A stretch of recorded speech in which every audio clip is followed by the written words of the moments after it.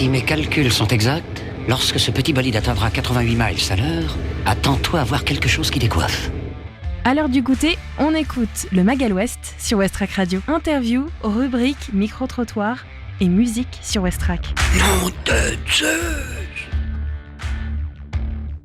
Il est 17h sur Westrack Radio. Bonjour et bienvenue à vous, bienvenue dans ce Magal West du jour. On se retrouve pour ce 12 octobre pour parler de plusieurs choses. D'abord, dans cette émission, on va pouvoir parler de l'exposition All You Need Is Love. On va retourner sur cette exposition qui se trouve donc à la Glacière et on a rendez-vous avec Nausicaa pour ce beau voyage.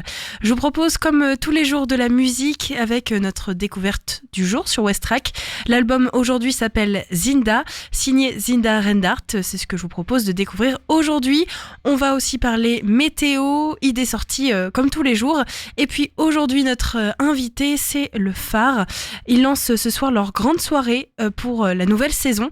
Et Manon et Caroline nous consacrent une petite interview avant le grand lancement. C'est ce soir à 20h.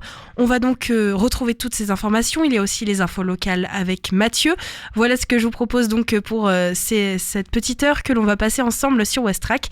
Bienvenue à vous, on s'installe tranquillement et puis on commence tout de suite avec la météo.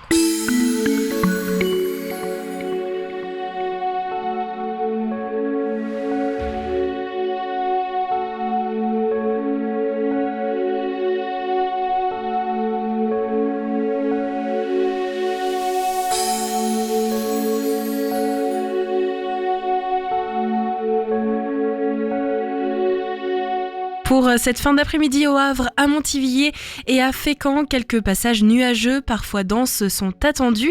Aucune précipitation ne devrait survenir pour cette fin de journée. Les températures vont varier entre 18 et 20 degrés pour donc cette fin d'après-midi. Ce soir, il va faire entre 18 et 17 degrés. Un léger vent sera compris entre 10 et 20 km/h tourné vers le sud-ouest. Le ciel sera plutôt nuageux, voire couvert. Quelques risques de gouttes devraient survenir. Le risque de pluie est plutôt faible, il est de 30% pour ce soir. Pour cette nuit, les averses devraient par contre s'installer. Le risque de pluie est de 40%. Un ciel très nuageux avec de courtes éclaircies est attendu. Il fera entre 19 et 15 degrés. Et concernant le vent, il sera un peu plus fort, tourné cette fois-ci vers le sud. Il sera compris entre 30 et 50 km/h. Pour demain, au Havre, attention, les fortes rafales seront de retour. Les températures vont varier entre 19 et 21 degrés dans la journée. Pour la matinée, il va faire entre 19 et 14 degrés avec un ressenti allant aux alentours de 15 degrés. Le vent sera d'autant plus fort, donc jusqu'à 60 km/h tourné vers le sud. De nombreux nuages sont attendus. Il y aura quand même quelques belles éclaircies. Aucun risque de pluie pour demain matin. L'indice UV sera plutôt faible, il sera de 1.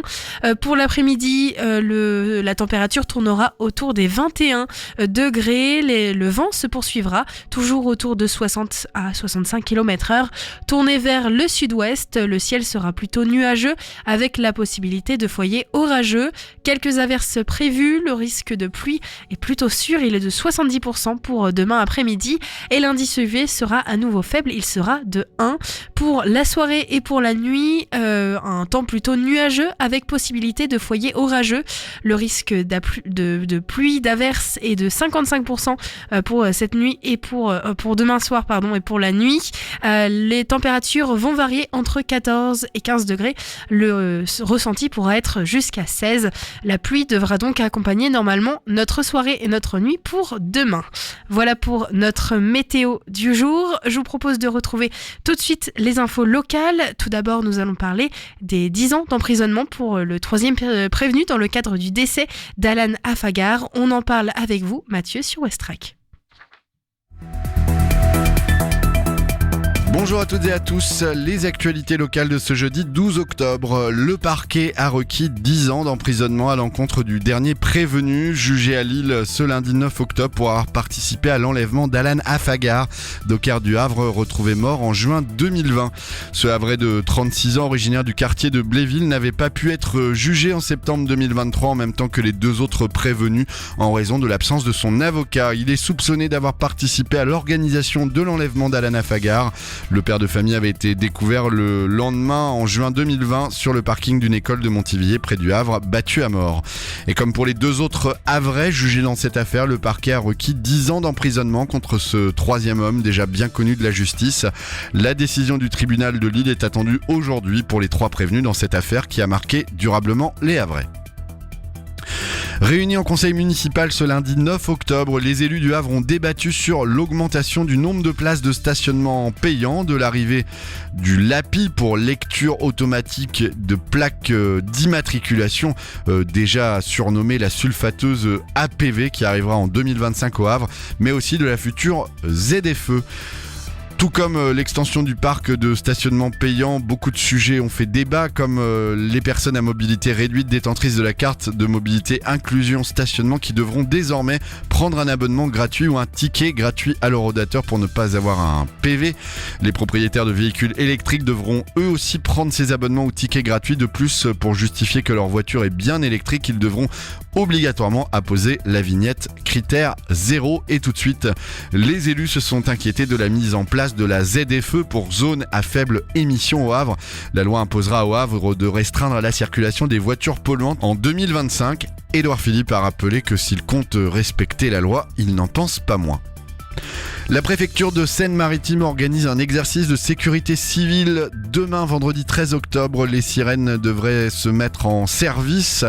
Tous les téléphones vont recevoir le même message. D'autres systèmes d'information vont aussi être lancés. Un dispositif de grande ampleur.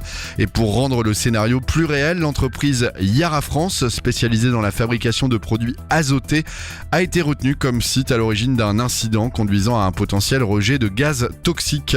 Un premier message sera envoyé via FR Alert, un outil testé pour la 3e fois en Seine-Maritime, sur tous les téléphones situés dans la zone de danger de la société Yara. Il indiquera les consignes à respecter.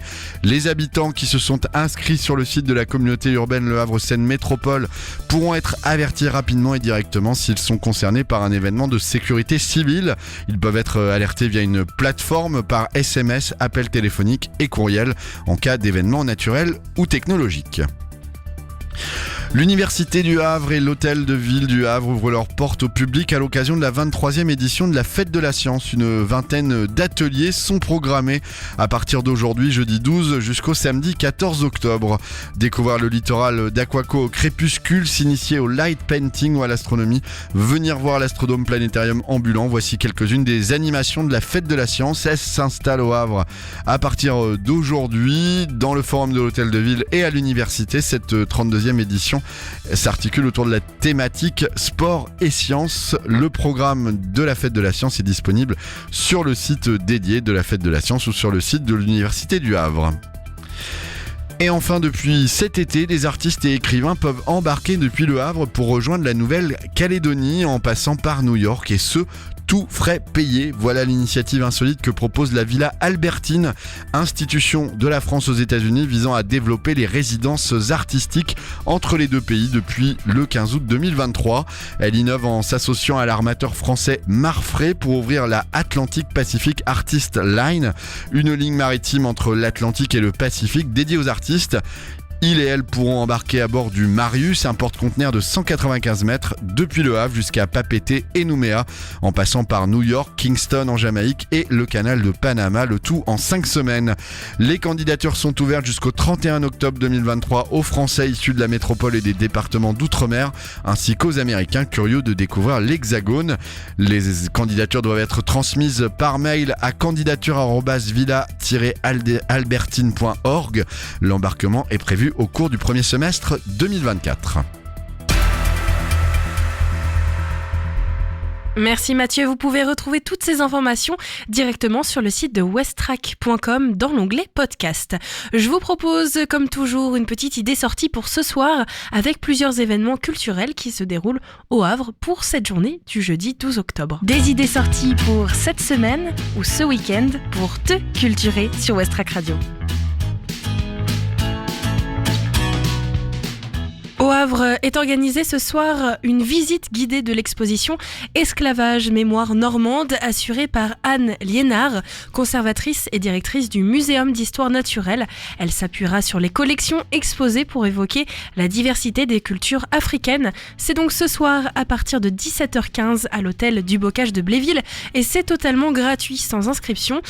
Vous pouvez tout de même vous renseigner auprès des musées d'art et d'histoire du Havre.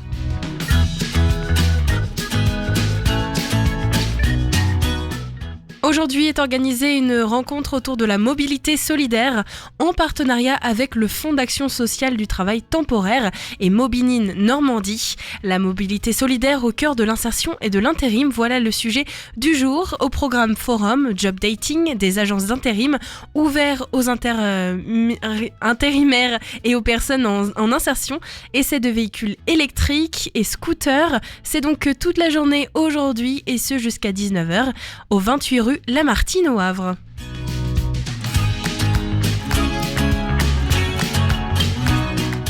Et enfin, une soirée de lancement un peu spéciale aujourd'hui pour la saison du phare. Le phare vous accueille pour la soirée de lancement de sa saison. Au programme, des focus sur la programmation, la présentation des ateliers tout public, parents et enfants pour Enfants Phare, la présentation de la nouvelle édition de Plein Phare In 2 et quelques surprises. C'est ce soir à 20h jusqu'à 23h au 30 rue des Briquetiers. Vous pouvez leur téléphoner au 02 35 26 23 00. Et c'est justement le sujet du jour pour notre interview. On va recevoir deux personnes, Manon et Caroline du phare, qui vont nous parler de cette belle programmation. Il faudra être encore un petit peu patient, on va en parler dans un instant. Avant, on va retrouver la musique et surtout notre découverte du jour. Je vous propose de découvrir l'album de Zinda Rendart. L'album s'appelle Zinda. On écoute donc cette découverte, on écoute ces titres. Je vais vous proposer 3 titres à découvrir dans ce Mag à l'Ouest. Et puis on se retrouve juste après pour parler de notre sujet du jour, donc, qui est le phare. Puis on aura aussi l'occasion de partir à la glacière avec Nausicaa. Avant donc, musique avec Zinda Rendart et son album Zinda. Westrack et la Fédération des radios associatives Musiques Actuelles, la Ferrarock, vous partagent la découverte musicale du jour.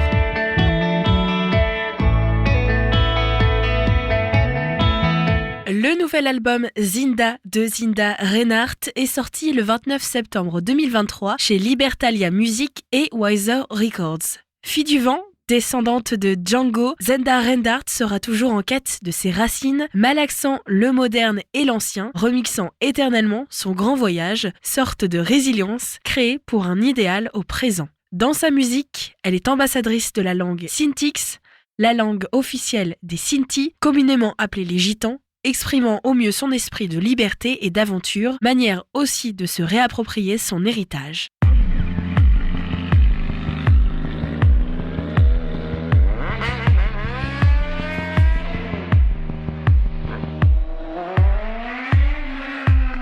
Covami bis, trovami gari, mentik nowego Koty anjuve si mare sinte Karo kama unimenci Che clove uniche Sone kai, kai, kai, kai, kai, kai, kai Ubaro de velo che so velto Velto, i fuga jazzy bralano Pole pen Ubaro de velo che so velto Velto, i fuga jazzy bralano Pole pen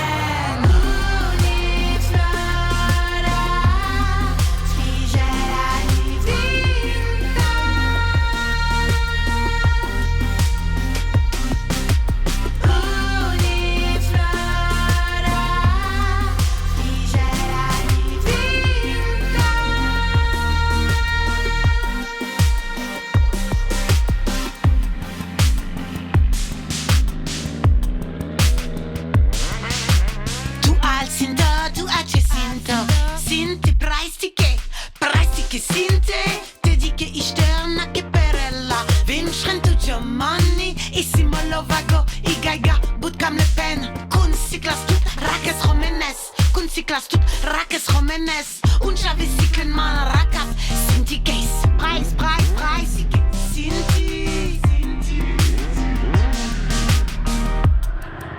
Preistike Sinti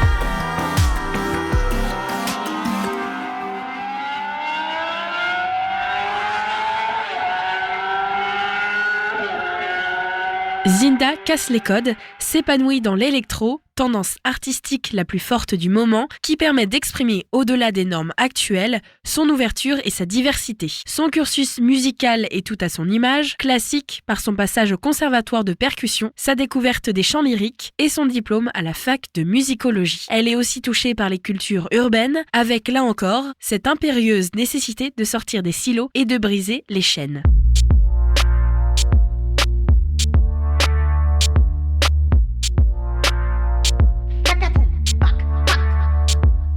Vinchas toutes les gadgets, vinchas toutes les.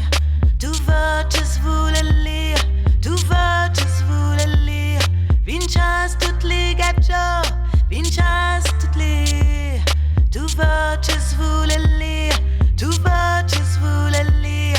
Et tout troupa in vous, tout monde ir à réussir la kirat. Tout zirello, il a chest tout gay.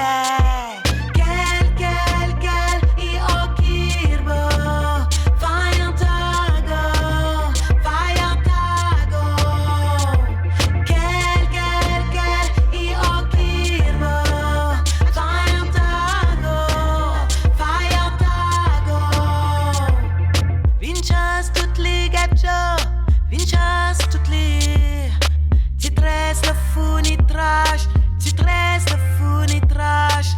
Pico apocoli, tout ignaji. Ganda mythique en gris, titre tachimoye. Et tout trouba in vous, tout monde ir à réussir la kirat. Tout zirello, il a chest tout gay.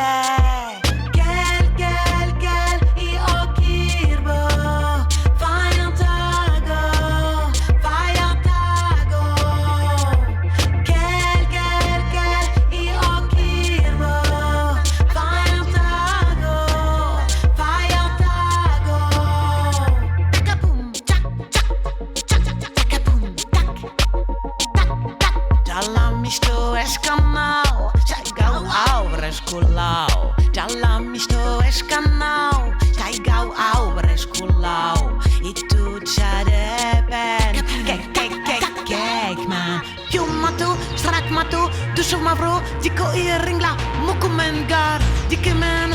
E chacho, argaf tiki, pacho apatu. Gel, e okirbo.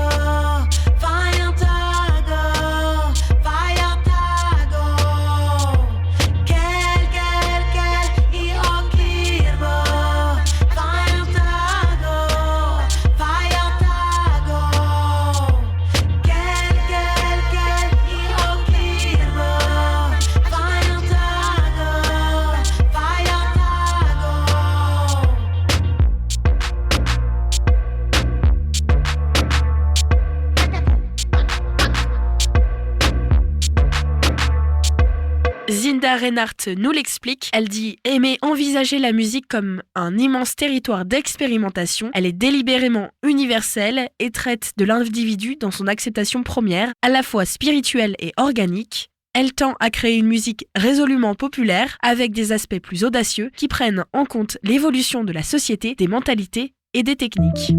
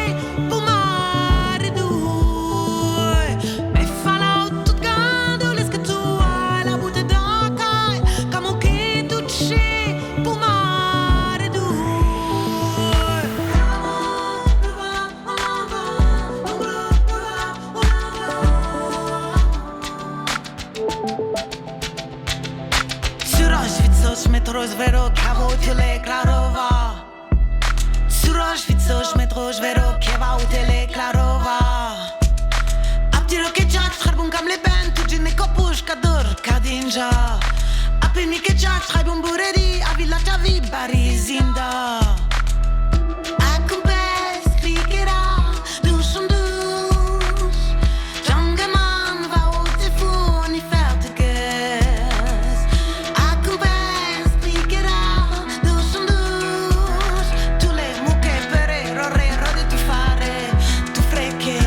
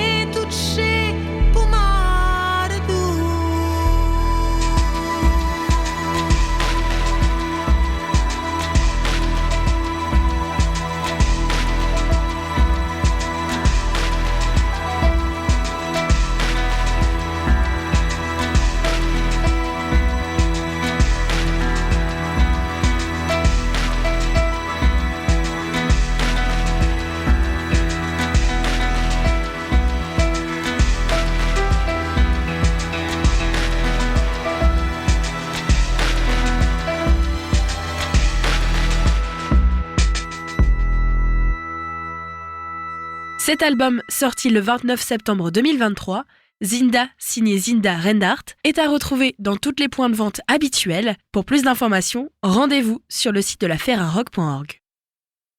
C'était le titre Vertige donc de Zinda Rendart à découvrir sur Westrack Radio. Le mag à l'ouest, info, divertissement et bonne humeur sur Westrack. Il est 17h23 sur Westrack Radio. Merci de votre écoute et surtout merci d'être présent pour ce mag à l'ouest du jour. Après la musique, eh bien, je vous propose plutôt de découvrir une exposition qui se trouve actuellement à la Glacière. L'exposition s'appelle All You Need Is Love, un peu une reprise donc du titre bien connu des Beatles. Nausicaa nous emmène dans ce monde, dans cette découverte. On écoute donc son reportage et on se retrouvera juste après pour accueillir aujourd'hui dans le studio deux personnes qui vont nous parler du phare. C'est donc Manon et Caroline qui travaillent toutes les deux au phare et qui vont nous présenter un petit peu la programmation en avance. On a de la chance puisque c'est ce soir officiellement la soirée à partir de 20h de découverte de la programmation du phare. Avant ça donc je vous emmène à la Glacière en compagnie de Nausicaa pour découvrir l'exposition All You Need Is Love. En cet après-midi d'automne, je me suis rendue au 9 rue Roulon, au Havre, pour visiter la nouvelle exposition de Romain Berger à la Glacière.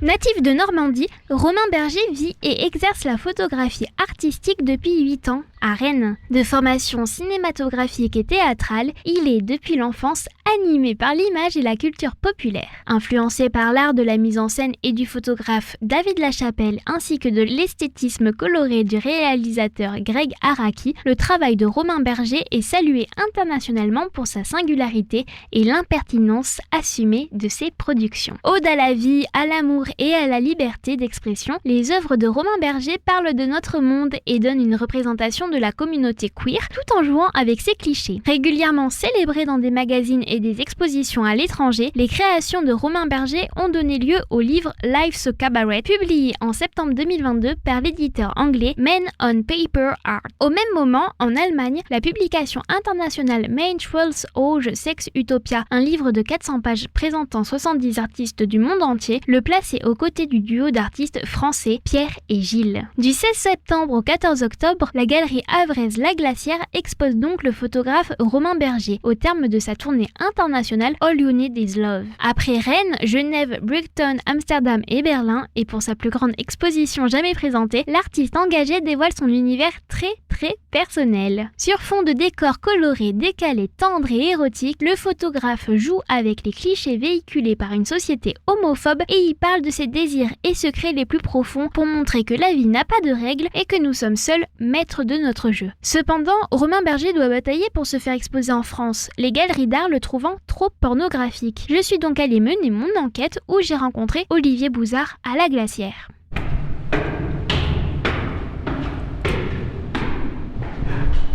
C'est chouette. Ouais. T'avais eu le temps de regarder un petit peu? Oui, j'étais venue au vernissage justement. Beaucoup de gens pensent que, en fait, ce sont des acteurs ou des comédiens qui ont posé pour Caterina, mais c'est faux en fait. Toutes les photos sont faites sur scène. Alors je suis Olivier Bouzard, je suis un peu l'entremetteur entre les exposants et le galeriste qui accueille aujourd'hui Romain Berger et Caterina Franchi.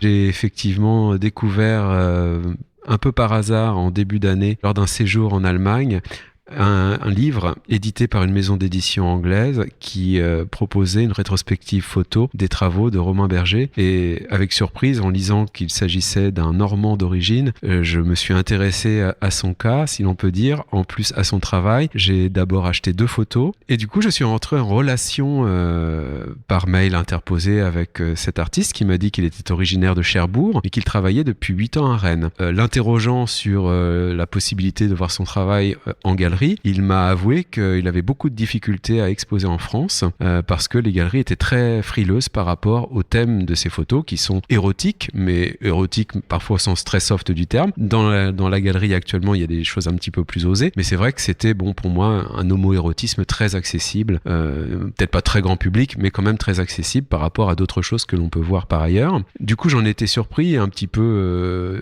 triste pour lui parce qu'il me disait qu'il exposait dans d'autres galeries à l'étranger sans aucune difficulté, à Genève, à Brighton, à Amsterdam, à Berlin, en Australie, etc., etc. Et qu'à chaque fois, il avait une très bonne couverture presse, des interviews dans des magazines, etc. Donc, il est vraiment reconnu. Il y a même un catalogue qui est sorti l'année dernière, un catalogue allemand recensant les plus grands artistes dans le domaine de l'homoérotisme au monde, et il y est à côté d'artistes français bien connus comme Pierre et Gilles, par exemple. Donc, voulant un petit peu rétablir cette injustice à mes yeux, et puis aussi un peu par esprit de fierté pour Le Havre, j'aime que Le Havre soit en avant, je me suis dit ça serait quand même bien que Le Havre soit la première ville à exposer véritablement en grand Romain Berger. J'ai tout de suite pensé à Olivier Richard, le responsable de la galerie La Glacière, parce qu'il a le bonheur d'animer chaque année un festival de photos qui s'appelle Are You Experiencing, qui se déroule tous les mois d'avril au Havre et à Sainte-Adresse, et au cours duquel une vingtaine de lieux sont amenés à exposer des photos de différents artistes. Et j'avais tout de suite pensé à sa galerie La Glacière parce que c'est un endroit très particulier, très original, un peu avec l'esprit industriel, en plus avec des pièces qui sont en sous-sol, en plus de la grande salle d'exposition au rez-de-chaussée. Et je trouvais que ça collait parfaitement aux ambiances de Romain Berger qui adopte des points de vue esthétiques, comme ça un petit peu aussi mystérieux, un petit peu underground, comme on dirait en bon français. Je me suis rapproché donc d'Olivier Richard avec le catalogue que j'avais ramené. Je lui ai présenté le travail de Romain Berger, je lui ai posé la question, savoir si éventuellement il serait intéressé pour l'exposer. Il a rapidement répondu favorablement et du coup, profitant de cette occasion, j'ai invité Romain Berger à venir au Havre déjà découvrir la ville et découvrir la galerie à l'occasion de la fin de Are You Experiencing, donc le 30 avril dernier. Il est arrivé ici avec une invitée surprise, Caterina Franchi, qui est également photographe, qui est italienne comme son nom l'indique, qui travaille depuis plusieurs années également à Rennes et qui elle travaille sur la scène drag. Il y a beaucoup de drag queens, drag kings qui se produisent dans la région de Rennes et de Nantes et elle réalise des photos de ces shows, de ces personnes sur scène. Donc il n'y a vraiment rien de posé, c'est vraiment toujours des choses prises sur le vif. Et il avait souhaité donner carte blanche, si l'exposition se faisait, à Caterina pour lui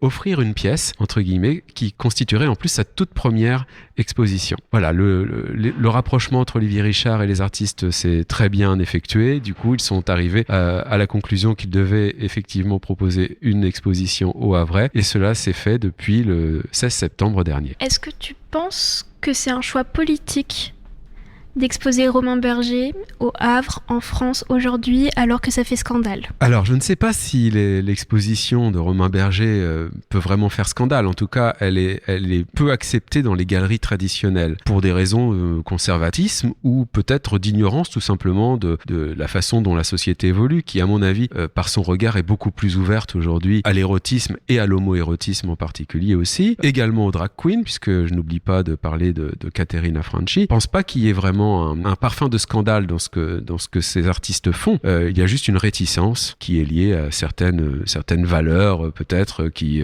conservatrices qui ont du mal à s'estomper. En revanche, il n'y a pas vraiment de difficulté aujourd'hui à exposer ce genre de photos. Il y a beaucoup de personnes, de ce que j'ai pu lire en fait dans les critiques sur internet, etc., qui rapprochent donc le travail de Romain Berger avec celui de Pierre et Gilles et qui presque disent que c'est du plagiat. Qu'est-ce que tu en penses, toi ? Les personnes qui rapprochent le travail de Romain Berger à celui de Pierre et Gilles font un amalgame un petit peu facile, j'allais dire. Quand vous connaissez peu de choses sur l'univers homoérotique, il vous est facile de vous raccrocher à ceux qui emportent le plus haut le flambeau aujourd'hui, qui sont Pierre et Gilles depuis des dizaines d'années, qui travaillent ensemble et qui ont, force est de constater, vulgariser, démocratiser cette imagerie auprès d'un très grand public, et pas simplement d'ailleurs de l'homoérotisme. Tout un tas de sujets qui leur sont propres ont permis aux yeux des Français et de nombreux Occidentaux ou personnes dans le monde de s'ouvrir à de nouvelles thématiques.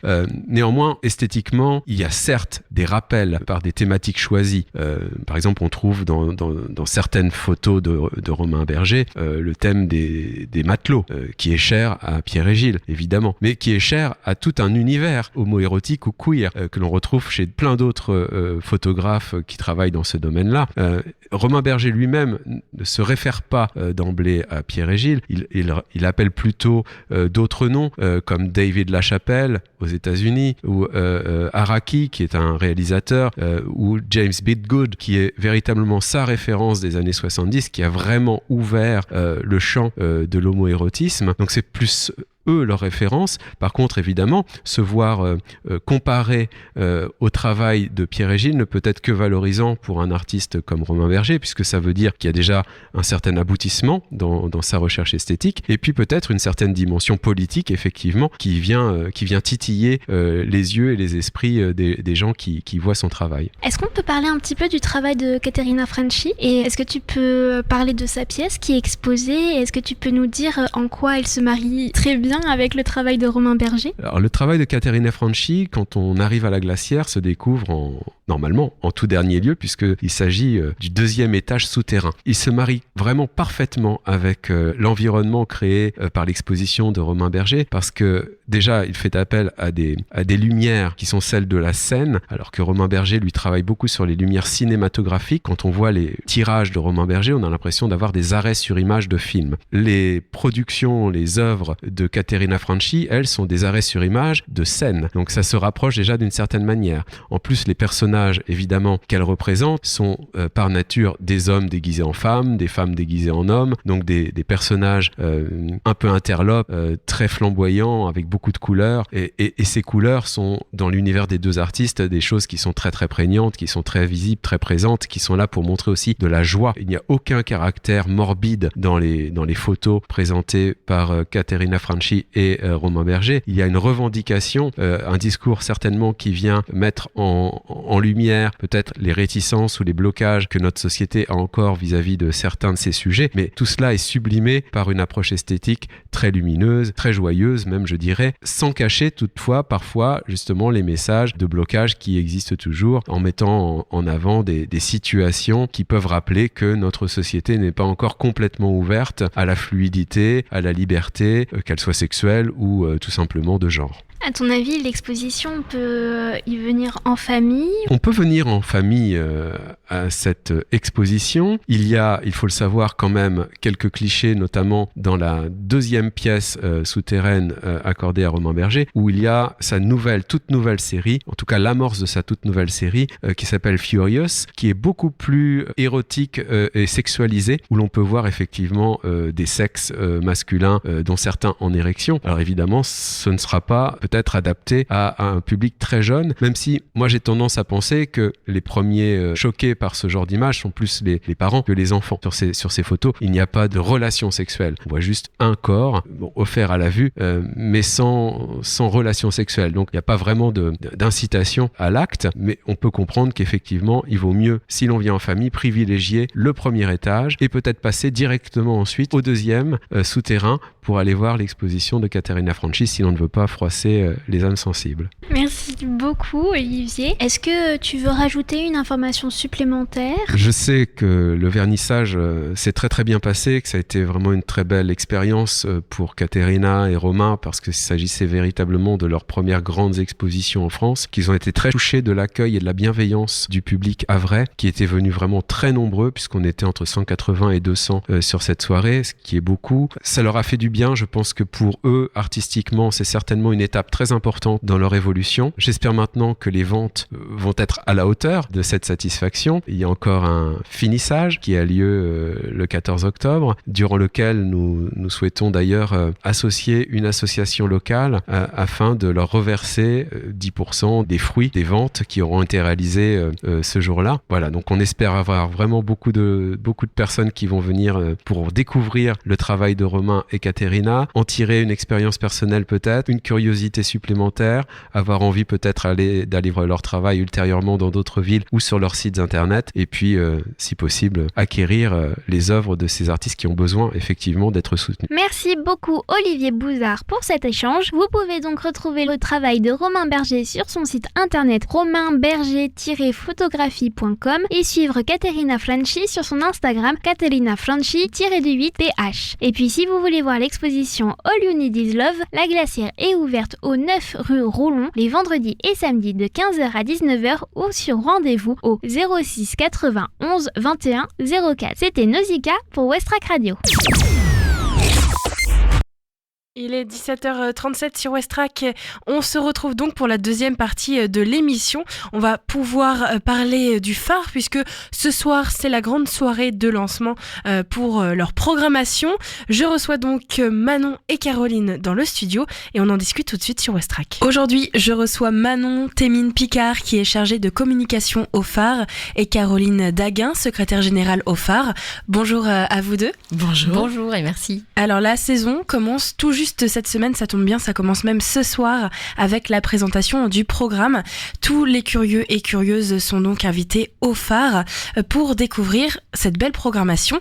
Comment va se dérouler ce soir la soirée du coup à partir de 20h ? Alors ce soir, on a concocté une soirée qu'on va pimper à notre façon, donc c'est-à-dire qu'on a la chance d'avoir des interprètes, danseuses qui vont nous régaler d'intermèdes chorégraphiques et du coup ça va être aussi l'occasion pour nous de présenter une des nouveautés du festival Plein Phare, que va être la lecture dansée. Et puis on aura aussi d'autres moments qui vont être portés par des danseuses amatrices avec lesquelles on travaille de longue date. On va bien sûr se consacrer à la programmation du festival Plein Phare, mais pas que, puisque au phare, on a plein d'autres activités en dehors de ce temps fort de programmation, avec les accueils studios, avec les sorties de résidence, avec des ateliers. Donc l'idée, c'est de balayer tout ça joyeusement et puis surtout de prendre le temps de l'échange, de la discussion, de la convivialité à l'issue, puisqu'on vous réserve une surprise dans notre bâtiment. Tout à fait, parce que nous avons fait des travaux dans notre lieu. On a remis au goût du jour, on a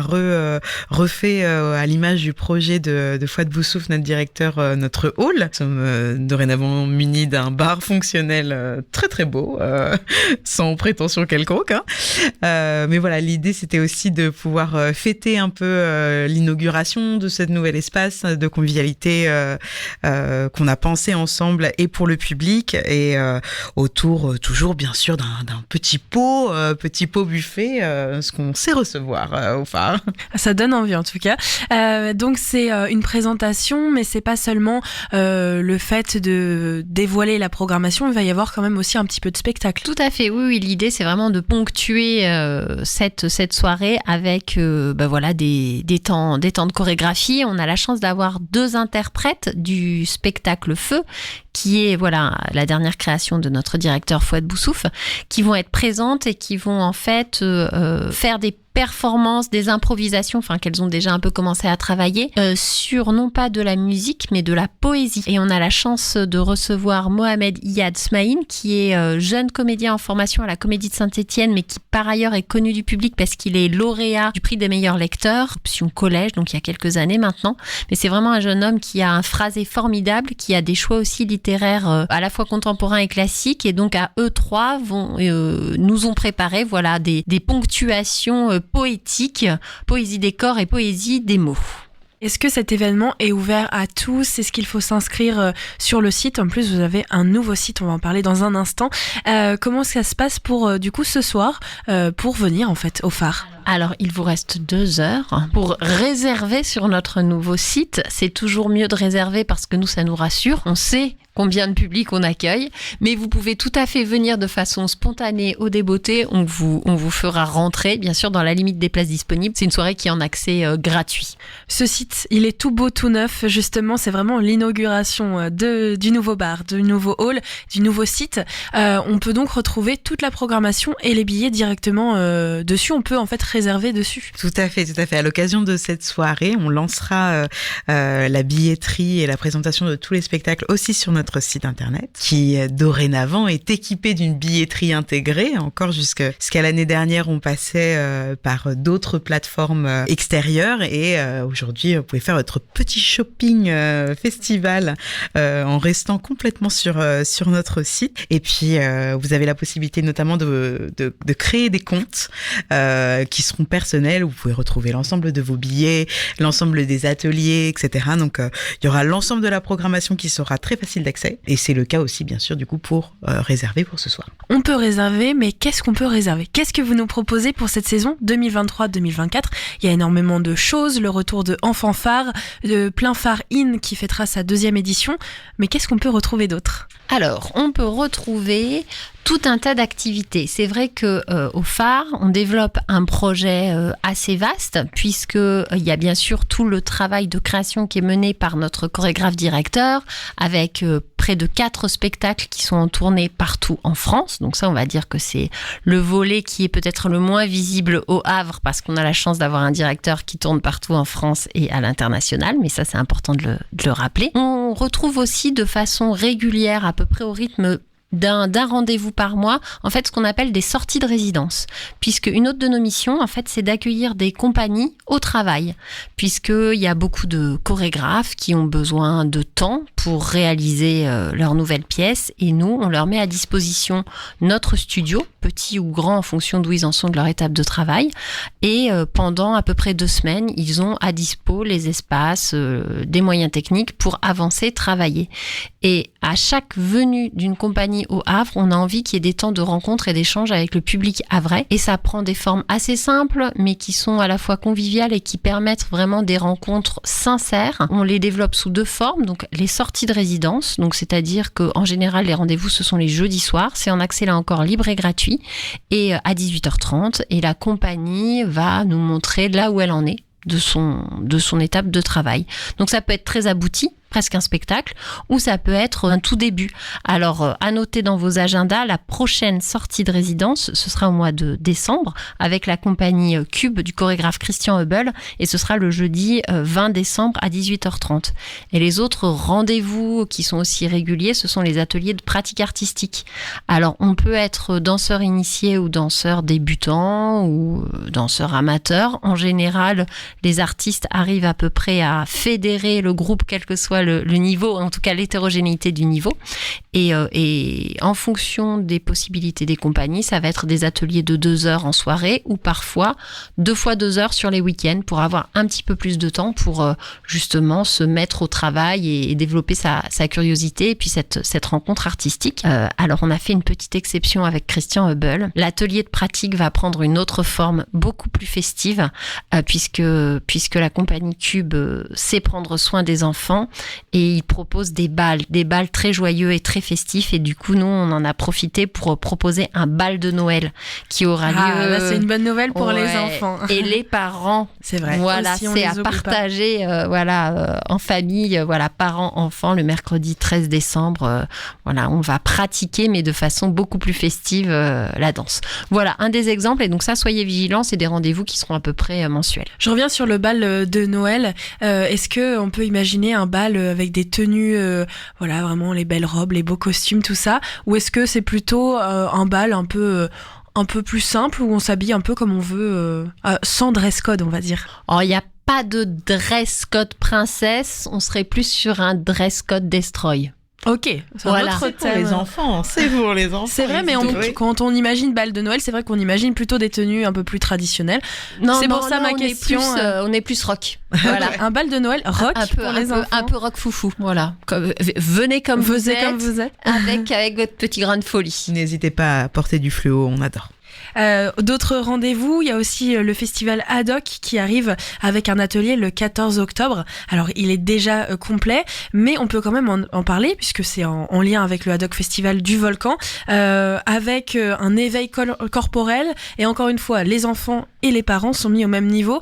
Vous pouvez nous expliquer un petit peu ce que c'est ? Alors justement, le Enfant Phare, c'est un projet qu'on avait envie de développer, de faire des ateliers justement parents-enfants, pour qu'on puisse avoir des petits moments de partage et de communion autour de la danse. On commence à travailler avec des artistes qui ont ce goût de travailler avec du jeune public, voire du très très jeune public, parce que par exemple cet atelier, il était malheureusement, parce que maintenant il est plein, mais il était ouvert à partir de 3 mois, de 3 mois jusqu'à 7 ans, quoi. On pouvait avoir un spectre un peu large, et on va avoir d'autres rendez-vous parents-enfants sur l'année. C'est vraiment quelque chose qu'on a envie de développer.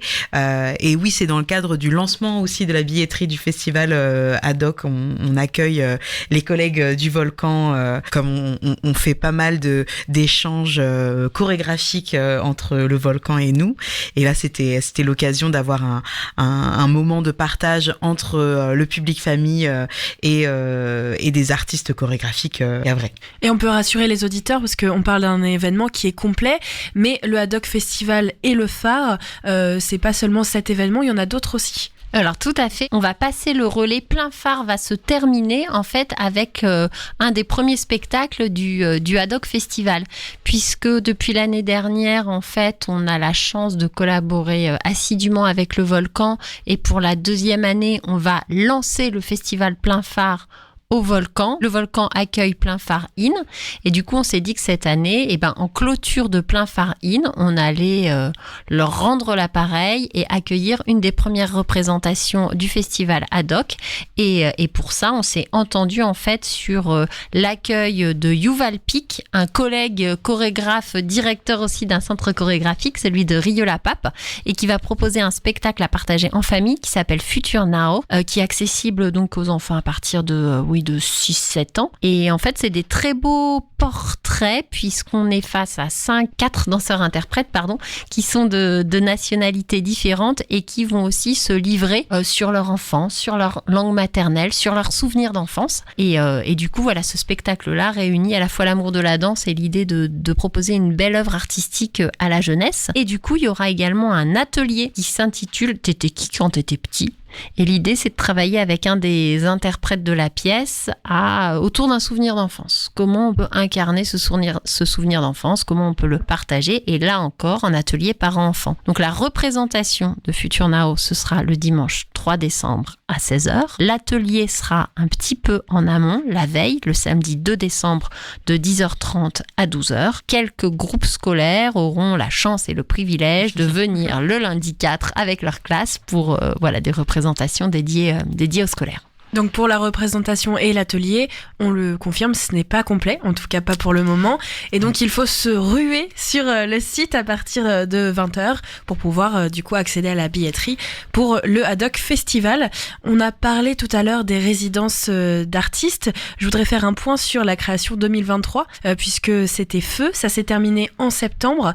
Qu'est-ce qu'on a pu retrouver du coup pendant cette résidence ? Qu'est-ce qui a été mis en place ? C'était le moment de la fin de la création. Feu a été joué pour la première fois au moment de la clôture de la Biennale de la danse de Lyon. Donc ça a été notre grande première. Toute l'équipe du phare s'est déplacée, allait applaudir les interprètes de Feu pour les encourager et pour voir ce grand final. Et sur les derniers moments de résidence, c'était vraiment du travail de plateau et de précision, parce que l'écriture de Fouad Boussouf est une écriture qui a besoin d'être très précise et qui a besoin de se roder. Et donc sur les dernières semaines de résidence et notamment sur les derniers 10 jours qu'il y a eu au Volcan, ça a été beaucoup de filage, ce qu'on appelle de filage de bout à bout, où on fait les spectacles comme en conditions réelles, sauf qu'il n'y a pas de public et c'était justement l'occasion et de créer la lumière, de finaliser la musique, les costumes et de peaufiner les détails techniques et la précision, le ciselé un peu de l'écriture chorégraphique pour la grande première à Lyon et ce spectacle justement va tourner un petit peu à Paris sur le mois d'octobre et le mois de novembre, et début novembre pour revenir et pour ouvrir un peu en grande pompe, on ose en grande pompe le festival Plein Phare au Volcan. Pour commencer cette édition avec une petite boule d'énergie, parce que c'est un spectacle très très intense. L'écriture de Fouad est très, il travaille beaucoup sur la trance collective, sur la puissance du groupe, et là de travailler avec un groupe de 10 interprètes féminines très puissantes sur le plateau, ça crée des expériences de spectateurs. On sort des spectacles, on a envie de danser. Vraiment, donc pour commencer un festival de danse, ça nous paraissait cohérent et c'était l'occasion du coup de montrer la dernière création de Fouad et à cette occasion d'ailleurs le premier soir, donc le 21 novembre, à la suite de cette première représentation de Feu et un premier spectacle de Plein Phare, on organise un petit live machine avec le compositeur du spectacle, François Caffen, qui s'associe à Charlotte Rousseau, qui est une chorégraphe rouennaise qu'on a déjà accueillie dans le cadre de l'accueil studio sur la saison précédente et qui ont une esthétique qui s'associe très bien et qui ont l'habitude de travailler ensemble et nous ont préparer un petit concert danse concert électro DJ set, voilà, quelque chose qui continue le mouvement et qui pour mettre le public en mouvement en sortant de Feu, ça se passera dans le bar du Volcan au Fitz. Je mets un point sur les femmes. On a parlé de chorégraphes, on a parlé d'un groupe de femmes pour la prochaine résidence. Ce sont des femmes de 16 à 78 ans, c'est ça ? On va dire sans limite d'âge. C'est important pour vous de mettre en valeur les femmes dans la danse ? Alors c'est important, c'est une nécessité, c'est une évidence.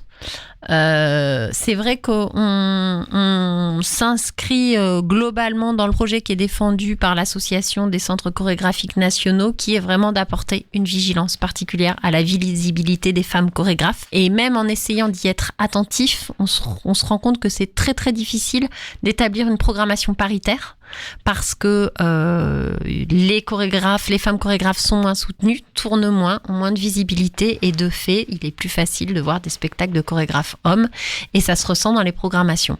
Donc nous, on essaye d'être au minimum à l'équilibre, même d'être parfois un peu plus offensif et de soutenir davantage les femmes, donc à l'endroit de la chorégraphie, enfin de leur signature d'écriture, et aussi sur certains projets, 40 à 40, qui est en fait une des belles propositions de Plein Phare In, qui va être donnée 2 fois, le samedi 25 et le dimanche 26 novembre, et c'est une pièce qu'on doit à notre artiste associée, Johanna Malédon, donc danseuse et chorégraphe de 25 ans, qui travaille avec nous depuis un peu plus d'1 an et à qui on a demandé de réfléchir à un projet pour les danseurs amateurs. Et elle, qui travaille beaucoup sur la question du corps féminin, nous a proposé de réécrire sa dernière pièce, qui s'appelait 40, mais qui était un trio, pour 40 femmes au plateau. Donc on a relevé le défi, d'où le titre 40 à 40. On va être honnête, c'est pas tout à fait 40 à 40. On a démarré à 40 à 40 et on est à 40 à 38, je crois. 38. Voilà. Mais Presque, c'est pas très grave. C'est pas très grave parce que le challenge, il a vraiment été relevé. Et l'idée, c'était justement de réunir des femmes, quelles que soient leurs compétences en danse. Ce qui fait que donc, on a eu un week-end de rencontres, pas d'audition, mais vraiment de rencontres où toutes les personnes qui avaient envie de rencontrer le travail de Johanna sont venues avec ce qu'elles sont. Et suite à ce premier week-end, en fait, Johanna a établi des groupes de niveau et d'engagement avec des personnes qui étaient prêtes à répéter plus que d'autres. Et donc, depuis le mois de mai, de façon assez régulière, elles travaillent au plateau pour nous offrir 40 à 40 lors du premier week-end de plein phare. Donc elles sont menées de main de maître par Johanna qui, tout en respectant le fait qu'elles soient des danseuses amatrices, les emmène vraiment dans un rythme de travail de professionnel avec une exigence de rendu, de restitution, d'engagement physique. C'est une vraie expérience de ce que c'est que de vivre une création au niveau amateur bien sûr, mais en termes d'engagement, en termes de pression. Je suppose qu'elle ça doit commencer doucement à monter de leur côté, mais c'est de l'ordre de la rencontre, mais c'est aussi surtout d'une expérience collective complète. Et là, on arrive bientôt au bout, quoi. Et pour les curieux, ceux qui viendront ce soir à la présentation de saison, vous aurez en avant-première un petit passage de 40 à 40, puisque toute cette semaine, les filles répètent assidûment. Donc, on profite de leur présence en répétition pour les faire intervenir dans le cadre de cette soirée de lancement de saison. Et ces femmes, donc, elles sont des jeunes filles, mais aussi des femmes. Il y a vraiment un âge très divers. De manière générale, dans les ateliers qu'on peut mener, on a c'est vraiment de 7 à 77 ans, quoi. On a vraiment tous âges. Il n'y a jamais d'âge particulier pour faire de la danse. On peut en faire du tout début jusqu'à la fin. Et là, en l'occurrence, 40 à 40, je crois que la plus jeune doit avoir 16 ans. Et la plus âgée, oui, peut-être c'est ça, 70, peut-être un petit peu plus, mais c'est surtout, c'est pas tant le sujet, c'est vraiment un endroit de cohésion où elles se rencontrent, elles sont toutes sur un pied d'égalité, elles sont juste dans des groupes différents en fonction de comment elles pouvaient s'investir et comment Johanna pouvait les mobiliser chorégraphiquement. Chacune vit l'expérience pleinement et ça donne un groupe très très beau finalement, parce que avoir ces 40 femmes au plateau en même temps, de tous âges, de tous horizons, avec plein de pratiques de la danse différentes, c'est un projet vraiment de communion, de partage, et on espère que le public ressentira autant cette force et ce groupe que nous, en tout cas, on sent quand on passe des têtes dans le studio. On aime bien faire les petites curieuses, regarder. Je dis non, regardez pas, on ne fait que passer, on jette un coup d'œil et on s'en va.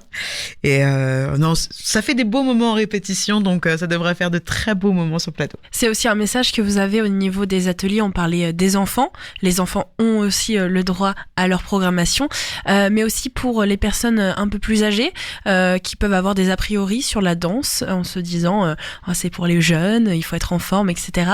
C'est aussi votre rôle de ramener ce public-là en leur disant pas du tout. Tout le monde peut pratiquer la danse à son niveau et avec, on va dire, sa forme physique. Ouais, c'est ça. Bah oui, c'est vraiment... nous, pour le moment, on est à cet endroit-là, de proposer des ateliers ouverts à tous, sans niveau.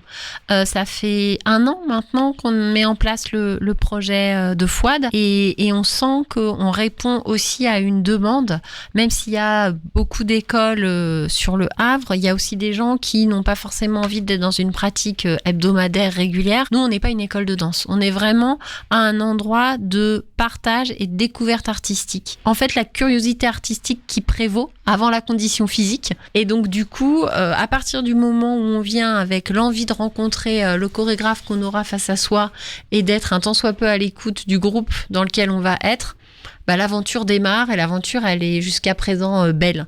C'est vraiment comme ça qu'on se positionne, avec aussi une volonté de valoriser tout type d'esthétique de danse. C'est le cas dans les ateliers parce que dans le cadre des accueils studios, on est vigilant à soutenir des compagnies qui font aussi bien de la danse urbaine, de la danse pure hip-hop, de la danse contemporaine, des écritures un peu hybrides. Et c'est ce qu'on retrouve aussi dans la programmation de Plein Phare In. Il y a cette volonté d'être à la fois dans le soutien à des jeunes chorégraphes, mais aussi à des chorégraphes internationaux qui commencent à se faire un certain nom. Je pense au spectacle Carcasse avec Marco da Silva Ferreira. Enfin voilà, je pense aussi à Philippe Felipe Lourenço, qui est un chorégraphe français, pareil, qui commence un peu à être établi. Enfin voilà, cette diversité des esthétiques, c'est un peu notre ligne de force et vraiment ce qu'on défend pour justement fédérer, ce que vous disiez, tous les amateurs de danse. Rendez-vous donc sur le site de la billetterie pour retrouver tous ces rendez-vous. On peut vous retrouver rue des Briquetiers pour le phare. Et puis ce soir, on l'a dit à 20h, vous avez encore le temps de vous préparer à la fin de ce Mag à l'Ouest. Direction le phare pour découvrir la programmation. J'ajoute, Vigilance. oui, tout à fait. Nous avons des travaux dans la rue des Briquetiers aujourd'hui, et ce depuis une bonne semaine déjà. Un plaisir, mais donc pas de voiture. Il faudra prendre d'autres moyens de locomotion pour venir jusqu'à nous. Mais vous avez des transports en commun. On n'est pas si loin du centre finalement à pied, donc n'hésitez pas à vous promener le long des docks pour venir jusqu'à nous. On mais se juste gare au parking des docks. Voilà, tout à fait. Et on vient à pied jusqu'au 30 rue des Briquetiers, sinon ça va être peine perdue, vous allez tout louper. Merci pour ce point travaux et stationnement. Très technique. C'est vrai, mais c'est important de le dire. On vous retrouve donc ce soir à pied ou en transport en commun. Merci Manon et merci Caroline. À bientôt sur West Track. Merci beaucoup à toi. À bientôt, au revoir. Et il est 18h passé de 1 minute. On va donc se quitter sur West Track avec ce beau rendez-vous qui vous attend au phare à partir de 20h. Nous, on se retrouve comme tous les jours demain à 17h. Ce sera la dernière émission, le dernier Mag à l'Ouest de la semaine, évidemment.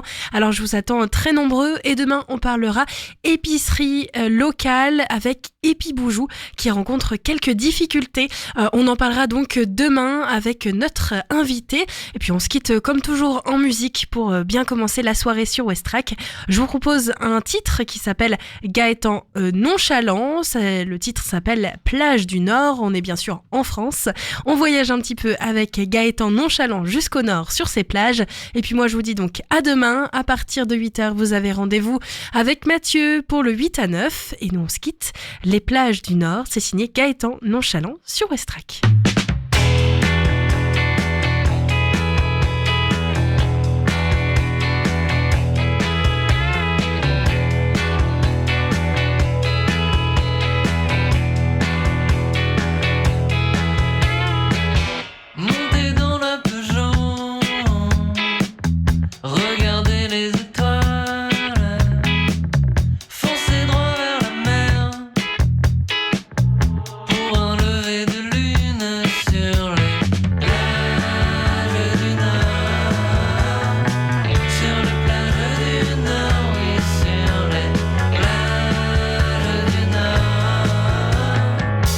Les plages du Nord.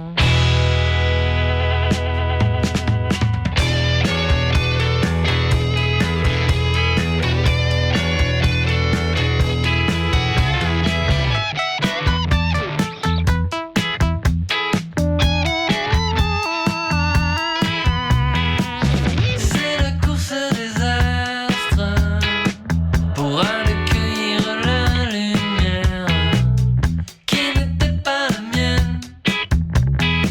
Ça je l'ai enfin compris, oui, sur les plages du Nord. Sur les plages du Nord, oui, sur les plages du Nord. Sur les plages du Nord.